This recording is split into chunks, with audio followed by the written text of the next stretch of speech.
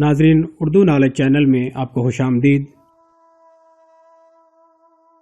ناظرین، خدا کی حقیقت انسانی عقل سے بہت بلند ہے، اتنی بلند کہ اسے بیان بھی نہیں کیا جا سکتا۔ انسانی ذات محدود ہے جبکہ خدا لامحدود۔ اگر انسان خدا کا امتحان لینے کی کوشش کرے تو اسے حماقت اور بے وقوفی کے سوا اور کیا کہا جا سکتا ہے۔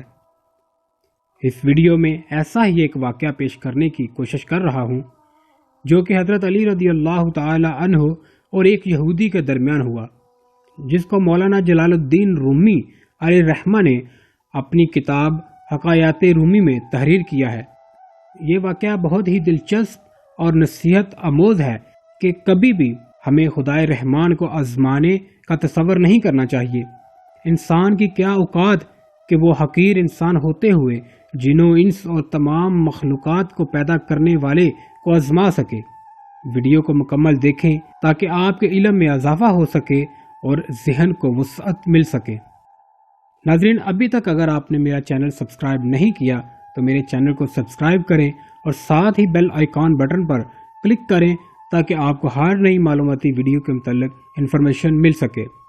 ناظرین، ایک دن حضرت علی رضی اللہ تعالی عنہ گھر کے بالا خانہ پر تشریف فرما تھے کہ نیچے سے ایک یہودی نے آپ رضی اللہ تعالی عنہ کی طرف دیکھا تو کہنے لگا کہ آپ کو اس کا علم ہے کہ اللہ تعالی حفاظت کا ذمہ دار ہے، اور کیا آپ کو حق تعالی کی حفاظت پر اعتماد ہے؟ آپ رضی اللہ تعالی عنہ نے فرمایا، ہاں، وہ خالق حقیقی بچپن سے لے کر آخر تک انسان کا محافظ ہے۔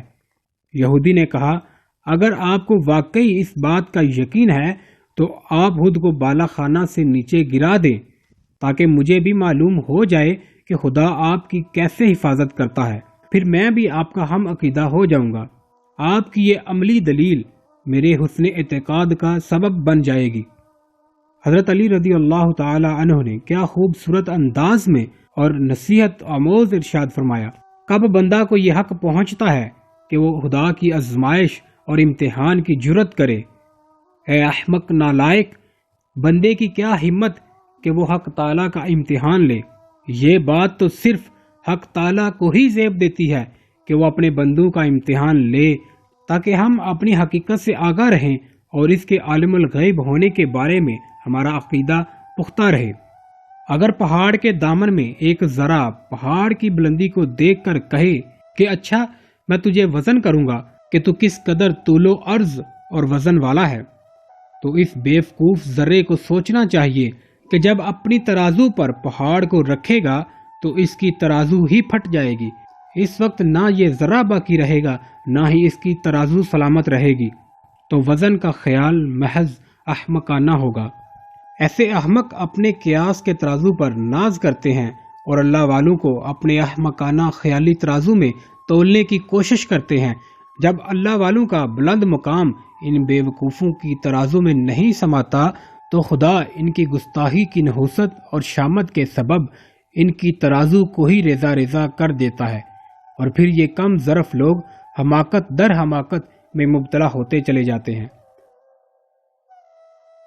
مولانا جلال الدین رومی علیہ الرحمہ نصیحت فرماتے ہیں کہ اگر اس قسم کے امتحان کا وسوسہ بھی آئے تو اس کو اپنی بدبختی اور خلاقت کی علامت سمجھو اور فوراً سجدہ میں گر جاؤ اور گریہ وزاری میں مشغول ہو کر خدا سے پناہ مانگو کہ اے رب غفور الرحیم، مجھے ایسے فاسد گمان و خیال سے خلاصی، رہائی اور معافی عطا فرما۔